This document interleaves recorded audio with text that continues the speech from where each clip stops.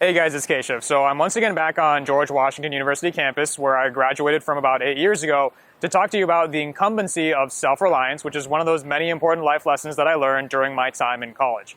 So I remember in the summer of 2009, between having graduated high school and first getting to college, I felt very sad, very alone, very intimidated because I was leaving behind all those things that helped me feel the opposite.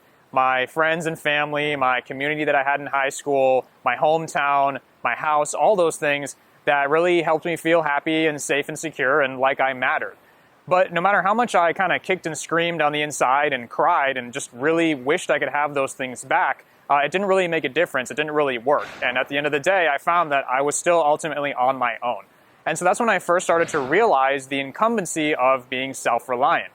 Now, the reason it was so incumbent upon me to be self-reliant was because, like I said, nothing changed, and I was still faced with having to figure everything else out on my own. So I had to learn how to survive in college, where there's not nearly as many people that care nearly as much about your success like they do in high school. It's just kind of a sink or swim mentality. I had to learn how to make friends in a foreign environment without as much of an enclosed community, and run all those errands that my parents used to take care of for me, and navigate around a city that I'd never been to on my own. Now, eventually I did figure that stuff out and I turned out okay. But then as I progressed and I graduated college, I learned something even more important, which is that self-reliance continues to stay important as you progress through life.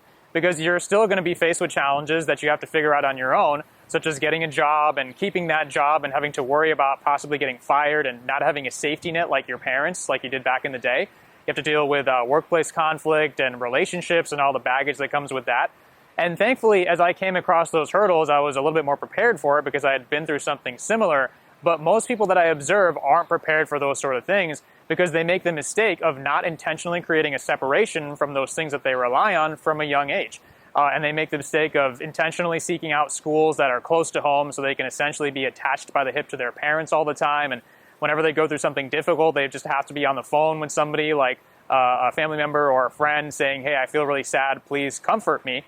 And this is a problem not only because when you do encounter those challenges that are inevitable, you're not going to be prepared for them, but also because you're setting yourself up. You now have something to lose if you rely on other people and other things. Because nothing lasts forever, and you never know how long those people that you rely on are going to stick around. And ultimately, people care more about themselves than they do about you. You really, truly are on your own at the end of the day, and the world does not care about you. As sad as that might sound, it's just the reality.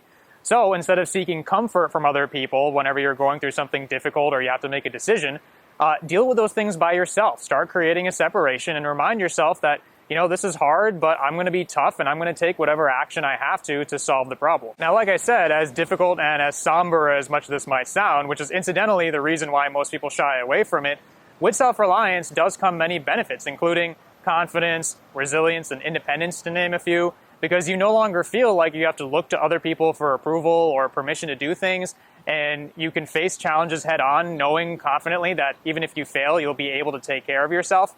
And you're not going to be as deeply affected by those inevitable tragedies that you're going to face in life, which is not something that most people can say. Now, on a concluding note, I'm not saying that you can never seek out help or accept it when it's offered to you. Instead, I'm just saying that it has to be a conscious decision rather than a necessity, where you just wouldn't survive without it. So I hope this helps. Try it out. Let me know how it works for you, and I'll see you next time.